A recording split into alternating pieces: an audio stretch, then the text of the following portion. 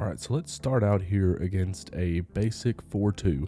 When we're talking about GT counter, the reason we're calling it GT counter is because we're pulling our backside guard and tackle. The backside guard is going to pull and kick the defensive end. The backside tackle is going to pull and wrap to the play side inside linebacker. So that's where the GT comes into play, opposed to maybe a GF counter, where the F would be the one wrapping to the inside linebacker. On the front side, everybody's blocking down. Center's going to block down to the backside one.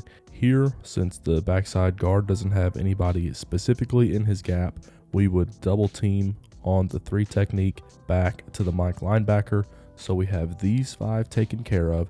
Traditionally, what you'll have with GT counter, especially against a 6-man box, we will read the backside defensive end with the quarterback. So the running back is going to come backside, come across, quarterback's going to open up, use some midline footwork, and if the end crashes on what would be considered the dive, quarterback would pull it out and run it out the back door. So now we're going to flip it, run it to the 1 technique, run it to the right. Some teams will make a call here and have the guard block back on the 3 and pull with the center. Now, personally, that's not something that I like to do. At least in high school football, I've never had an issue getting a center back on the 3, because really this doesn't need to be a mauler type of block. You just really have to get in his way and make sure that he can't run this play down from behind.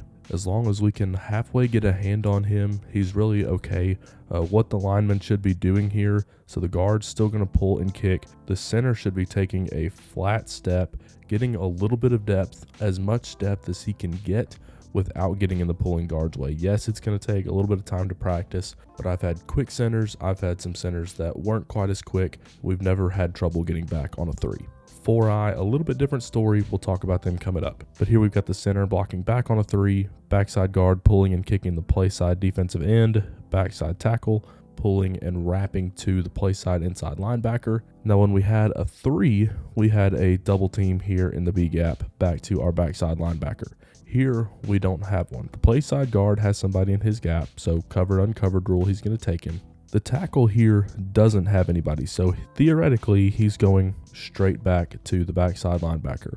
One thing that we have had trouble with in the past and places that I've been is, especially the levels of football we play, we're just getting a lot of trying to shoot this gap right here from the backside linebacker. So it's really important, at least for me, a coaching point that I make for this play side tackle is you cannot just run straight back here. We really want to try and make this a combo on the 1 back to the play side linebacker. And the way that we do that is this guard is really going to try and square up the nose with the tackle taking a B gap track, staying really tight, staying flat. And then hopefully we can get 2 on 1 right here. And if this jack were to try and shoot, then the guard can come off because the tackle is still here on the first level and he can handle the nose. So this is more of a style of how I would draw it up with what we try and do. Still going to read the backside defensive end. Quarterback's going to step and open up with his midline footwork. Running back coming across straight downhill. And if the wheel crashes on him, then the quarterback's going to pull it and keep it out the backside. Now, odd fronts can be handled a couple different ways. One of the most common ways here against an odd front is to say, at least in the box, we're 5 for 5. That's what makes GT counter a really popular run play, because as teams have really gone to 4 wide sets, the best way to defend all that space is to get into an odd front and be able to have 2 outside linebackers that can play outside the box and still come in as run fitters. So being able to stay 5 for 5 in the box is really attractive, because now you can stay 5 for 5 and not have to run inside zone or a zone play to be in that 5 for 5 mentality. So how that would work is, let's say we're going to run it to the left here. The center would go all the way back on the backside 4-eye. Guard goes straight back on the nose. Tackle goes all the way back to the mic. Guard still pulling and kicking. Backside tackle still pulling and wrapping. Now, on paper, this looks really good. We've had it run against us like this, and it does hit really well if you have a center that can get all the way back there. Again, especially now because he's at defensive end and he's in a 4 or maybe even a 4-eye, he's far enough back that, like we said, if you can just get a little bit on him and make sure that he can't just come straight and charge this mesh point, then you've got a pretty good thing going. but that does take a really talented center. But there are a few things about this that I don't like, and it really kind of starts with that blocking scheme doesn't really translate to the rest of the way that we're going to run our gap scheme runs against this 3-2 box. And the two other primary gap schemes here would be like GF counter or maybe like a power read. Both of those are going to entail the backside tackle staying, so he can now handle this backside defensive end. That's going to let you get a double team here on the nose to the mic, and you can do a couple different things with a play side tackle. But trying to teach that to an offensive line, especially when you have other things going in your offense like an outside zone, wide zone that take a lot of practice, trying to keep the auxiliary run schemes as simple and consistent as possible is a best practice in my opinion. So I don't want to have to teach them that this is how we block all of our 16-17 series runs except for GT counter. So the way that I'm going to handle an odd front with GT counter is going to start with this double team. Now, obviously, the backside tackle is not going to be there on the defensive end because he's pulling. So what we'll have to do there is we will still read this defensive end.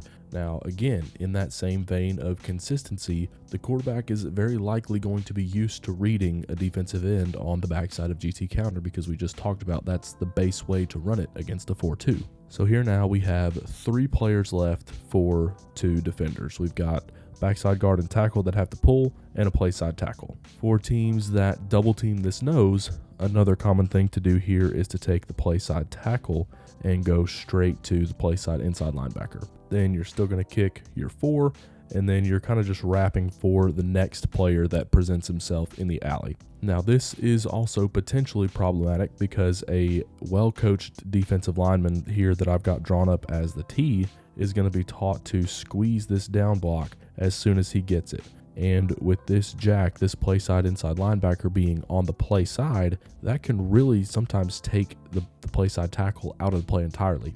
It's a little bit different of a story if he's going all the way back to the mic because his angle is going to be flatter, like we talked about. If we're not going to read the backside defensive end, we're going to block all the way back. But if we're getting him straight up on this jack and the tackle squeezes him down, then we're running into an issue here where tackle's squeezing down, so we have to log him, and then the backside tackle is going to loop around and just block this jack anyway, and the play side tackle is basically irrelevant for the play. So the adjustment that I like to make here with the play side tackle is anytime we have an odd front, we're going to make a call to send him out. You know, maybe we're running it weak to a single side receiver, and this Sam could be walked down outside the tackle, and we would just basically be blocking him out. Maybe it's twins and he's farther out, apexed out here. Either way, we're going to get this play side tackle out because that's going to clean everything up for our backside guard and backside tackle. Anytime we have an odd front, could be a tight front with that 4-eye, we're going to kick this defensive end, this defensive tackle, this B-gap defensive lineman,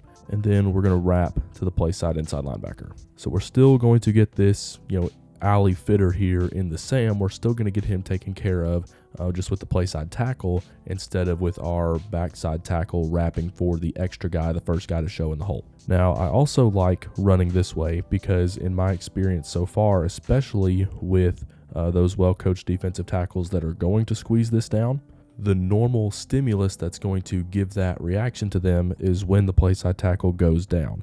But here, the play side tackle is not going down, he's going out. So that's going to take a lot more discipline from that tackle to still squeeze down and force the spill.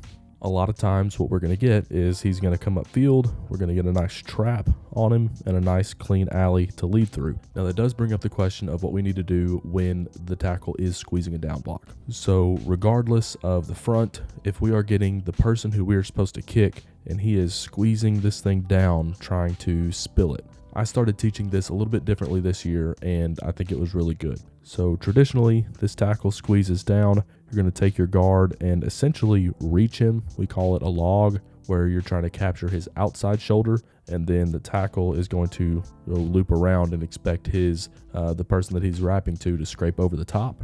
Because the goal of this squeeze is really to blow up the puller, stop both of them in the backfield, and then now you've got your play side linebacker coming unblocked at the point of attack. So your tackle is supposed to read this log block and get outside and block the same player just at a different place. But that causes a lot of recognition for for two parties. The guard has to recognize and execute the log block, which can be particularly difficult against this odd front with how tight this block is going to happen. Then your backside tackle has to realize, oh, it's a log and I have to get outside of that. So something that we started doing was switching responsibilities. So the play side guard here, if he sees this squeeze down, he's going to pass it up. He's going to work outside of it to the person that we would normally be wrapping to. And then we're going to take the backside tackle, and he is going to be the player that's going to log the spiller. So that's been really good because the guard doesn't have to necessarily see the spill right away, because it does happen. And sometimes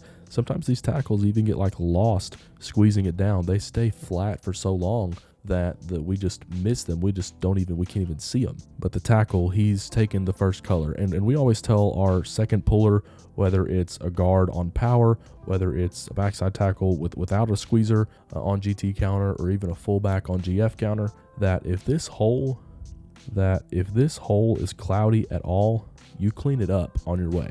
So if this tackle's sitting here, he has met the hole, he has kind of stopped us in the hole, we haven't really gotten a great trap on him, and he looks like he can kind of fold back in, unless this play side linebacker is essentially blitzing. If he's still playing a little bit from depth, then you clean up this hole on your way. You're going to knock that tackle over and then get to your guy to define the running lane for the running back. So our backside tackle here on the wrap, he should still be used to making sure that we're all good inside before he climbs. So when the guard is going to recognize this spill and pass it up and go to the play side linebacker, this backside tackle should see that, oh, this hole is not clear, it's cloudy, I need to clean it up. And we're going to take care of this tackle right here. Halfback still going to be able to get outside the edge right here. We're going to get everybody sealed in, and we're going to take care of these guys out here with a few different things. If you are still tracking athlete development by hand or not at all, the automatic weight training calculator and player information system is for you. Simply enter the data during max week and all the calculations will happen automatically, doing everything from comparing previous max attempts to calculating updated percentages for percentage-based weight training. As a bonus, it includes a prospect sheet that can be shared with recruiters so they always have the most up-to-date data on your players. With options for Excel or Google Sheets, this spreadsheet is for anyone who wants to save time calculating percentages in the weight room. For a full demonstration, click the link in the description below. All right, let's take a look here at a few capped variations. So capped is becoming a more common term for when we have an even box. So here they have 6 defenders, we have 6 blockers. We don't need an in the core read for the quarterback. So now what this is going to do is give us the ability to RPO.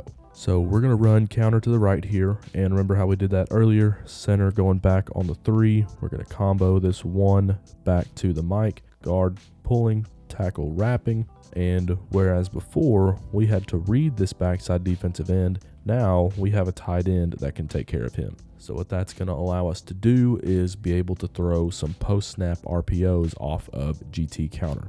Maybe you've got a safety that's fitting hard and you want to throw a glance behind him. You can read it. Running back coming over this way. Quarterback can still take kind of his midline footwork, get eyes on that safety. Right here, he's got his shoulders open to the glance. So if this safety comes down into the run fit, we can throw the glance right over the top, replacing where he's at.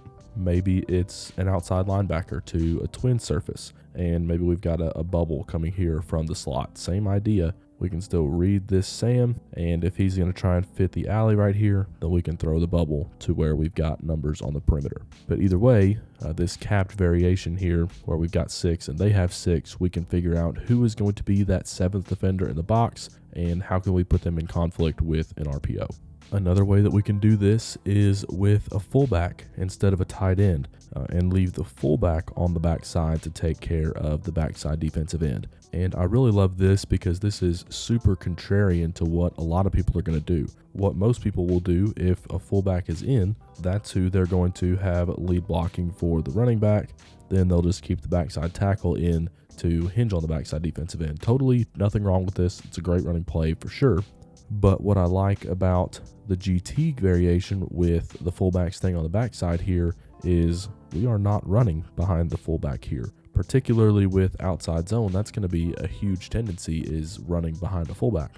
For most teams, we're going to put a fullback in because we want to run behind them. And that's something that defenses can really key on, is that we're just going to key the fullback. Forget looking at the guards, forget looking at anything else. Wherever the fullback is, he's going to take us to the ball. If he wasn't going to, he wouldn't be in there. So this is going to be able to give some defenses some false keys. Normally, this would be something you might do on the backside of zone, run split zone and things like that. That would be how we can counter a defense keying the fullback. But this is going to be a way that we can do it and get into our gap scheme runs as well. Leave the fullback on the backside of GT counter. We're still getting our kick and wrap on the front side.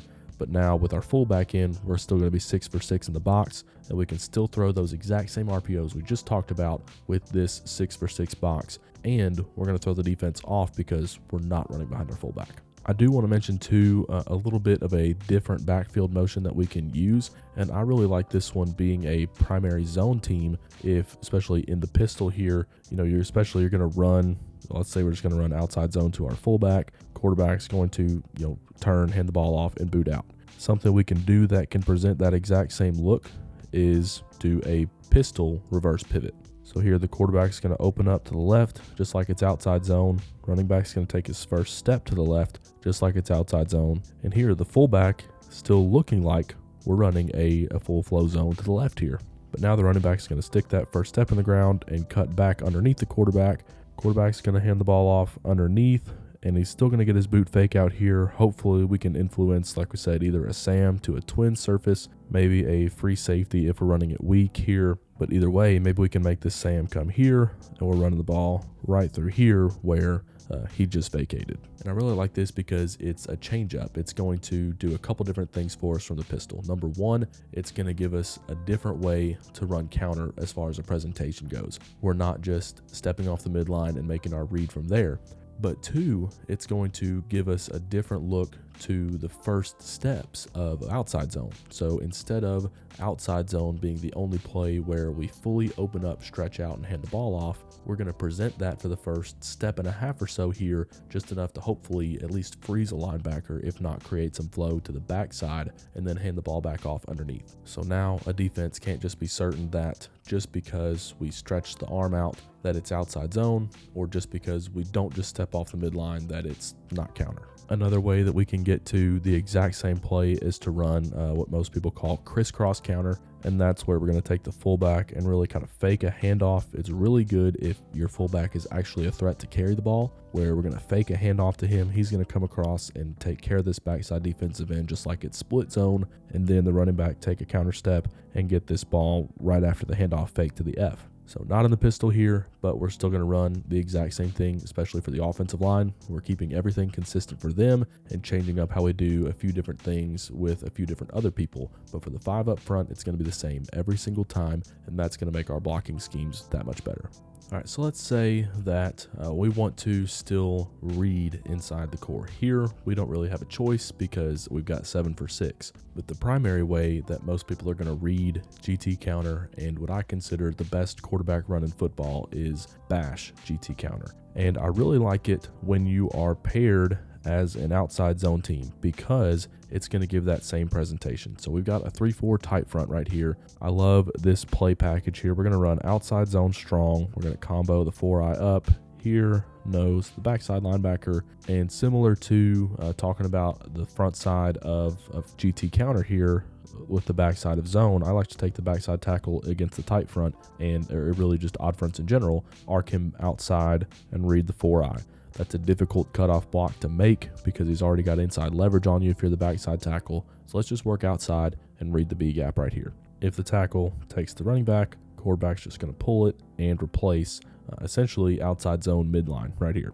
Now, I love pairing that with bash counter. So bash is really a term because we are sending the back away from the play. So typically in a read option play, the quarterback is your backside constraint. Here, the running back is the backside constraint, and the quarterback is the primary ball carrier because he's the one that the offensive line is blocking for. So here the running back's going left, we're blocking GT counter to the right, and we are facing an odd front, so we're going to take the play side tackle and we're going to go out. All right, one thing that I really love about pairing these two plays together specifically is that is the exact same read that this defensive tackle just got when we ran outside zone to the left. The tackle in front of him is going out, the guard inside of him is going down. The C's have parted, and so he thinks that he's the read man. And so hopefully we've hit him with outside zone a couple times. He thinks he's the read man.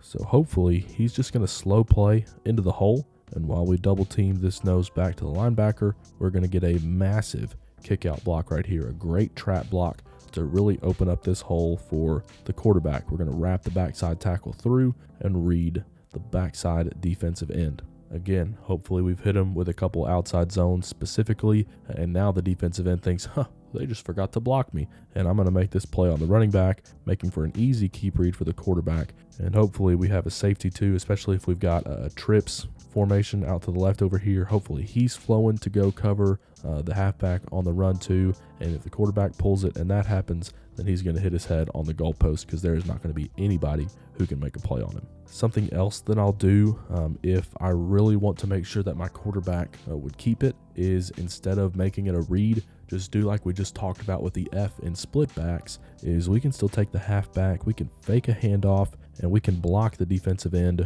with the halfback here. Quarterback can just fake the mesh here and still keep it. So if we want to make sure that either the quarterback doesn't have to make a decision, or I just know that I think this is really going to pop and I don't want to take the chance that my quarterback gives the ball, then we can run this play as well to make sure that we're forcing the quarterback to keep it, making sure we get him involved in the run game and still presenting that same stimulus of, hey, we're running outside zone to the tight end here. It's coming. We've hit you with it a couple times. Now we're running counter back the other way. I also like this too from split back where we can run bash from there. So one of the ways that I have really come to like outside zone is instead of fanning all this out and either leading the tight end through on the play side linebacker or forcing everything to the front side and getting the fullback leading out around there because it's probably going to end up getting cut off, especially in sidecar here. One way that I've really liked to start running outside zone, we're going to let our 5 in the box focus on the 5 in the box against the odd front. If we want to read it, we can arc the backside tackle, still read the defensive end, but we're going to let the fullback here take care of the outside linebacker. Again, cleaning up things for the offensive line, because if we get that 3-2 box, maybe we're in a 4 wide set, then they're still blocking the exact same players. So here, running outside zone to the right behind a fullback, again, with running bash counter, I really love that paired with outside zone because we can still present the exact same stimulus to the defense here. So we've run outside zone to the right from this set behind the fullback. Now we can run GT counter bash to the left. Fullback is going to take the same player.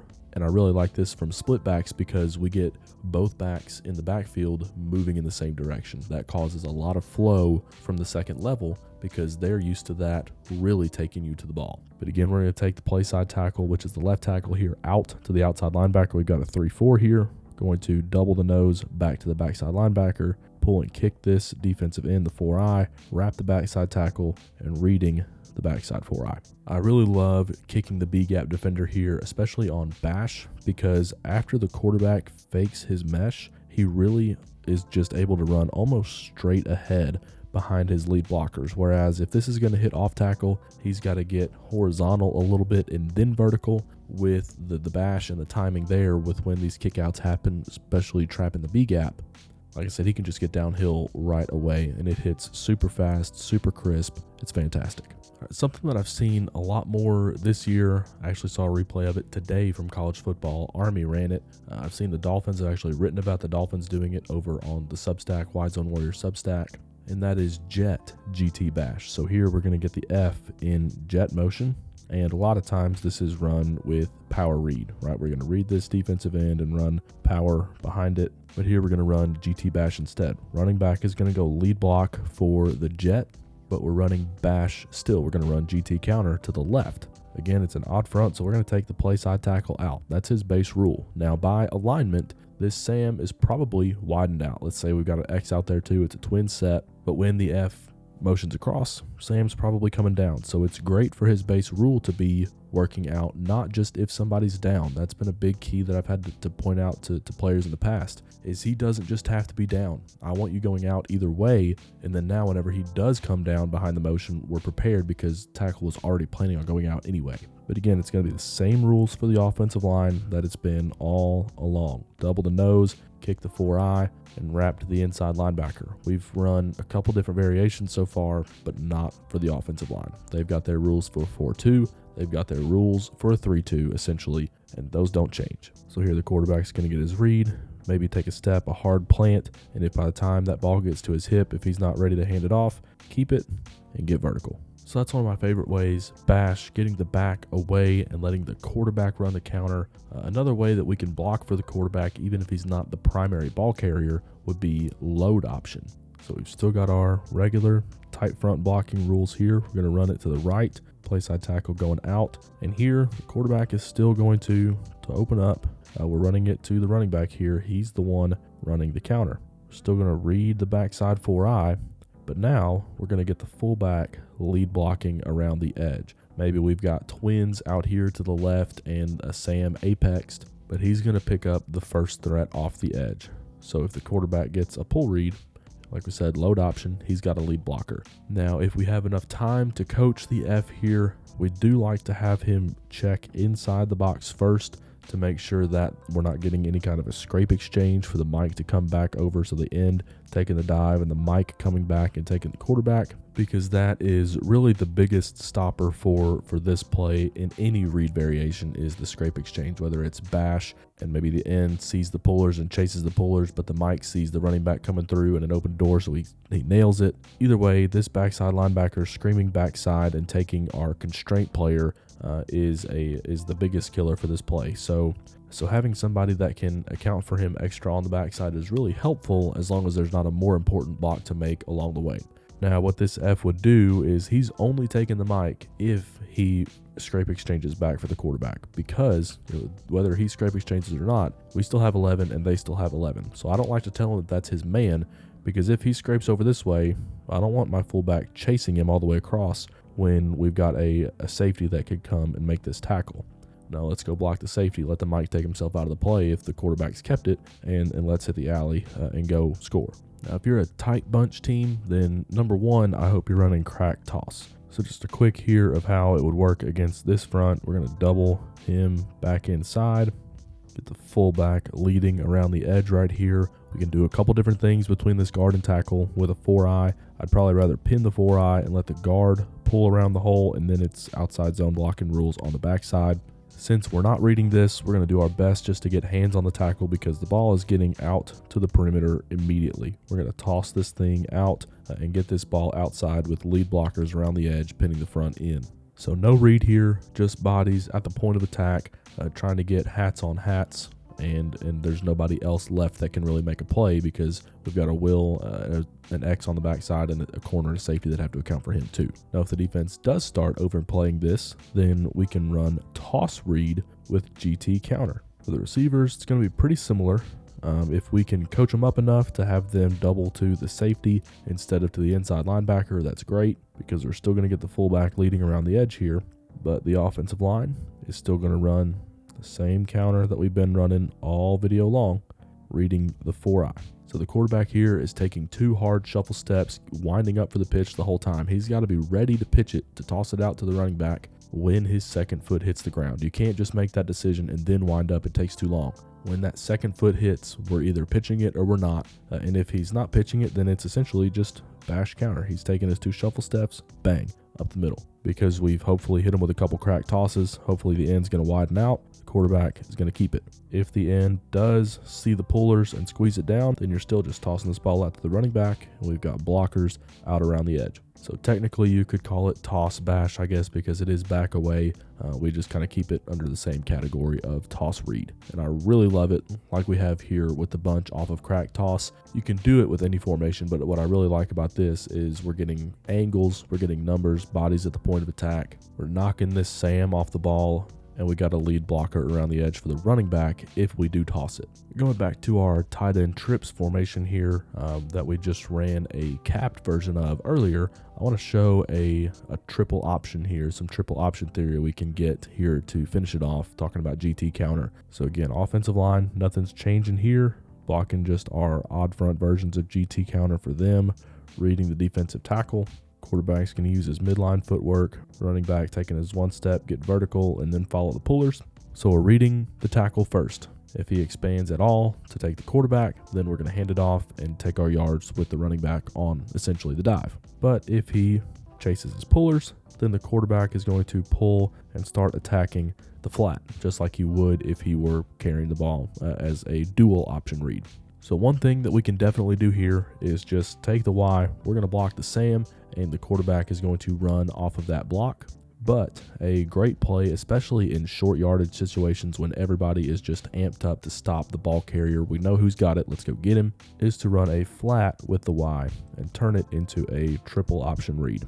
So normally what I like is if we've got twins out here outside the Y, so tight end trips, because in our area, what we're going to get a lot of here is 2 over 2. The corner is going to have number 1, safety is going to have number 2, because especially with odd front defense, they need that outside linebacker over the top of the Y so he doesn't just get free releases. So we're going to block 2 for 2 out on the perimeter. The Sam here can't take both. He can't cover the flat and tackle the quarterback, and the quarterback has to make that decision. Who does he take? And I've got to get the ball in the right spot. A really popular version of this play, at especially the college football level, has been to have a fullback in and run it with a slide from the backfield. I do prefer this to having the fullback actually block the Sam here, because it can get kind of hairy right here in the backside part of the backfield, because number 1, at least from this formation, you've got the running back and the fullback crossing paths whenever we're trying to get downhill as fast as possible with the running back. But we've also got our guard and tackle getting depth, and then the fullback having to make sure that this backside Sam doesn't chase it down. So running the slide route, he can stay a little bit flatter, and really that helps him clear the running back's lane a little bit quicker. So instead of bringing the fullback all the way across for a load option, if I want to run load option, I'd rather him be aligned on the backside where he can go block that Sam, where he's not going to be in anybody's way. And we can definitely do that for the triple option for the slide route as well. But if we're going to run it, if we're going to run the slide, if we want to run some kind of variation where the fullback is on the technical play side, then I would much rather run the slide route. Some call it the arrow route, but I would much rather run that variant here with triple option instead of trying to block that Sam. Now let me know down in the comments below what your favorite way to run GT counter is, and if you want to take a look at some of the ways that I like to run GF counter, click on the screen to watch the next video.